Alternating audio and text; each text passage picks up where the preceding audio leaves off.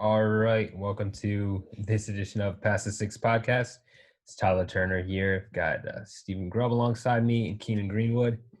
We're breaking down another week of Bundesliga action.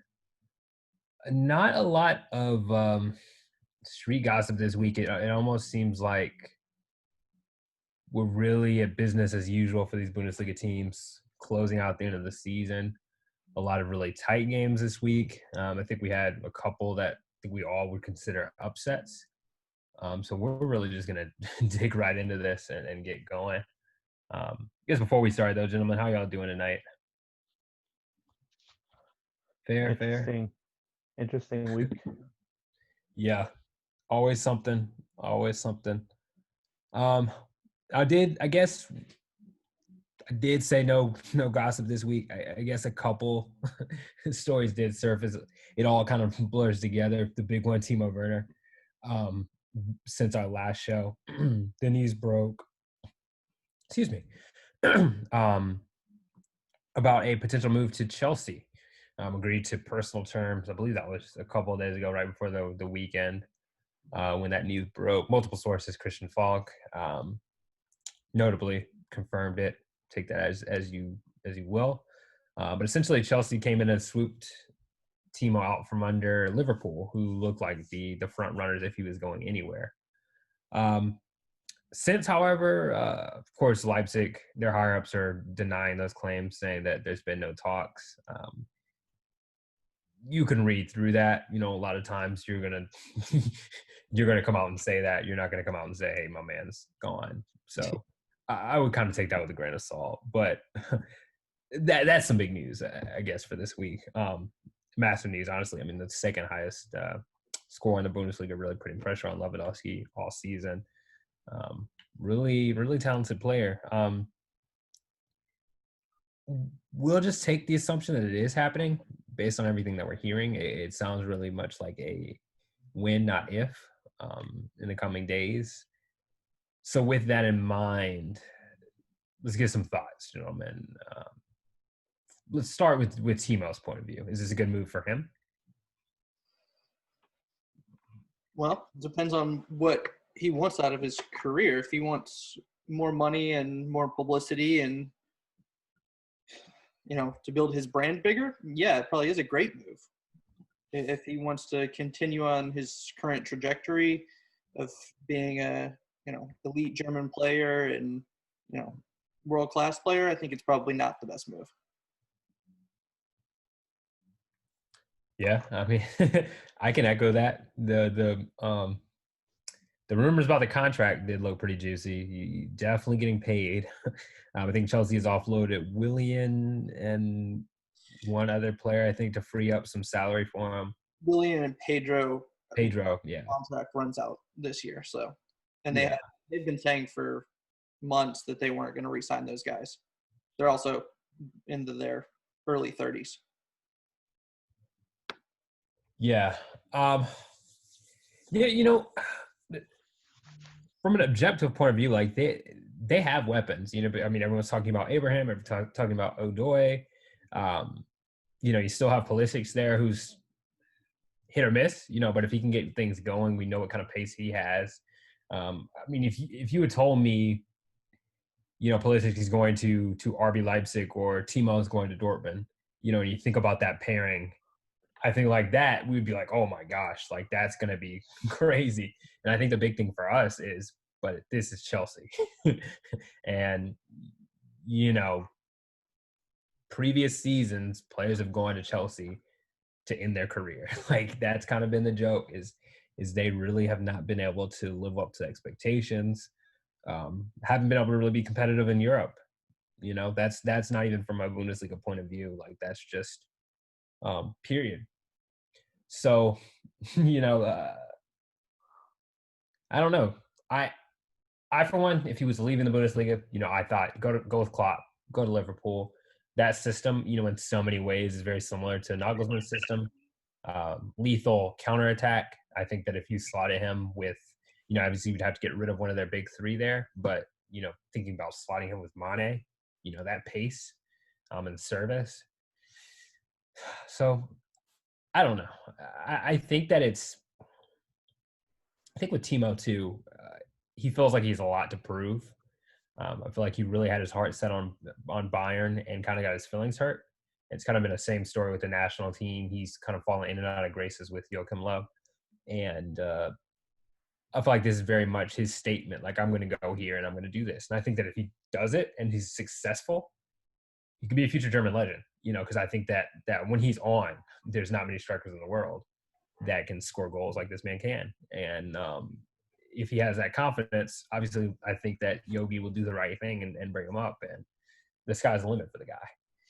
But there's always that question mark, right? Steve, what do you think? We'll give the old 1 to 10 scale for Timo. How you feeling about it? 1 to 10. 10 being he's going to be a Chelsea legend.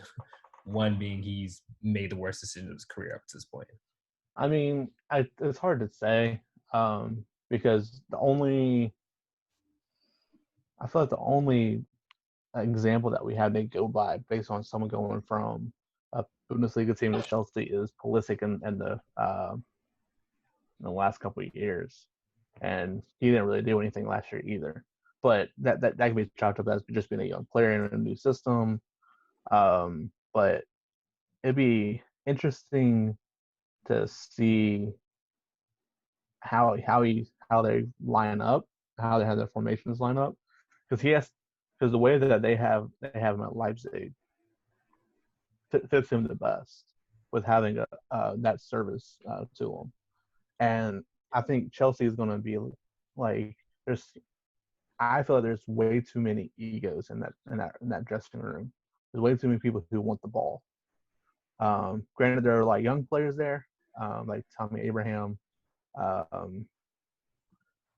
There's another one that's escaped my head now, but like there's a lot of young players there that could potentially be a good core for Chelsea going forward. But I don't know if they have the right manager to push the buttons for them. Yeah. It's still. I mean, I know that he's a club legend for him and everything, but I haven't seen anything from Chelsea this year to really say that he's the right manager for them. Yeah. And I think the thing with Lampard too, that we all can agree on, is his dedication to young players. And I think that was the thing that excited fans, is that he was willing to start playing some of these young players instead of playing that aging roster that really was not getting it done. And he was. I mean, remember Odoi was out the door, right? Odoi was iron. And he comes in and says, "No, young boy." I mean, there was a whole thing with them forcing him to stay, right? But then he kind of got buddy with Frank Lampard. So in that respect, I appreciate what he's doing, with those young players. But system-wise, I think Keenan keeps saying it too. So you're going to ask Timo to come play left.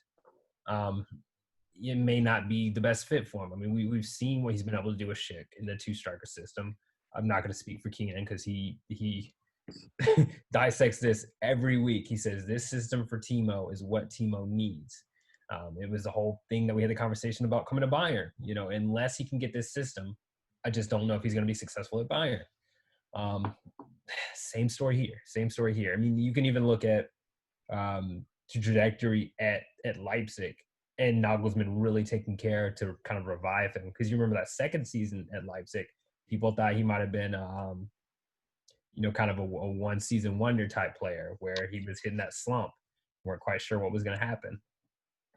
Nagelsmann kind of came in, tinkered with some things, really got a system where he could be successful. And he's putting up disgusting numbers now. I mean, if you think about it, if Lewandowski isn't in the league, I think we're all truly drooling over Timo Werner right now because the numbers are absurd, truly. But and then we got Paulie on the show too. And I know Paulie mentioned this last week. I think at that time we were talking about him going to Liverpool. But Aubameyang, that's another one coming from Dortmund to Arsenal. I was just looking at his numbers. I mean, he's putting up phenomenal numbers at Arsenal. So Arsenal as a team haven't been that successful, but he made the adjustment well. Now, of course, that's Arsenal versus Chelsea. So, look at it how you want to look at it. But there have been players that have had success going to Premier League. It is a different pressure. It's a different league, right? But I think that we all want to talk about the doom and gloom. There are Leroy Sané. There are players that are able to make the jump and be successful. So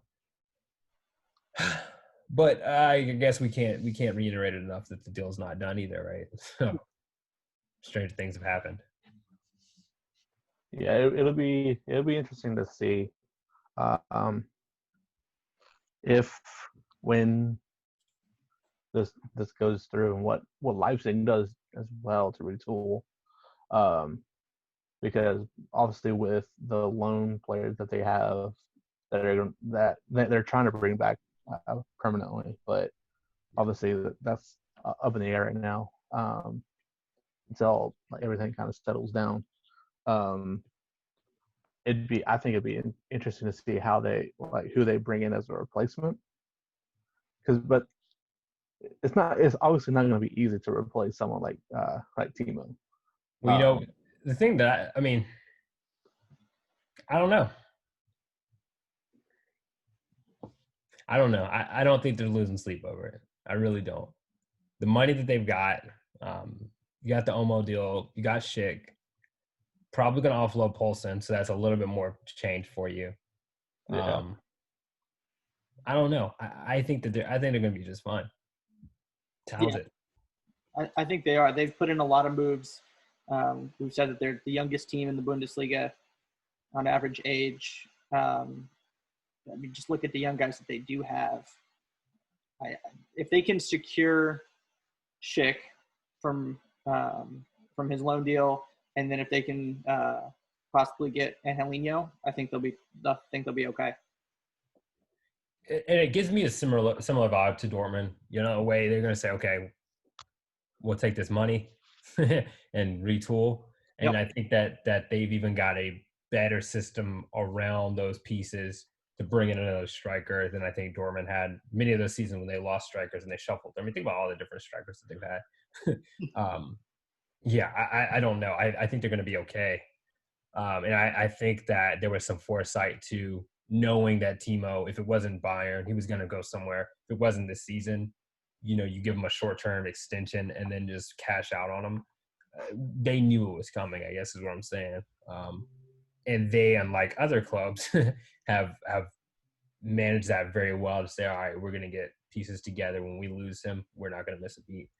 That's my 2 cents there. Because that was going to be my next question is, how does Leipzig fare? You know, and I think they'll fare better than him, honestly. And the Julian Draxler, another just name tossed out there. The absurd rumors of him going to the big city club. You remember the last window? I can't remember if it was the Christmas window. Yeah, I think it was when they got the big takeover and everything like that. You know, there's talks about it happening. I was very geeked out. I'm a big Drax fan, massive Drax fan. Didn't happen, but here we are again. Rumors coming out of France. So again, take that with a grain of salt. But there's maybe some talks about him going to Hertha. That's all I got, fellas. You don't have to speak on it, but if it happens, I think the guy will have a resurgence if he can get back to the league. Yeah, he can prove a lot of people wrong. It's not really. Yeah. He's not getting any playing time, really. Like, not consistent day in, day out time, and not in a high profile, you know, sort of counts matches. It's, you know, cup matches, it's spot work in the league. It's a shame, and I think we've been begging for him to come back for quite a while. 26 years young. Right. Like, you lock him down now, get some confidence back in the boys' bones. We've seen what he's still able to do with the national team. Well, when you're a favorite, and you're talented as hell, and it's like, you know, where's Max Meyer? Someone, if you're listening to this show, comment on the link and tell us where Max Meyer is. Crystal Talk Palace. about another German wonder kid. You know what? Maybe we'll do a show on German wonder kids to celebrate Mario Götze. There's a lot, you know. Some panned out, some didn't. Well, I think that's our intro for tonight. It's been fun, boys. Paulie, I'm sorry I didn't give you a chance to speak up on those. I give you 15 seconds here. Anything to talk about with Timo Werner or these absurd Drax rumors before we get into our recaps? Numbers don't lie. That's all I got. And he's right across the board. They don't. All right, boys. Well, we're gonna take a quick pause here and then dive into recaps from match day 30. Can you believe it? Match day 30 already.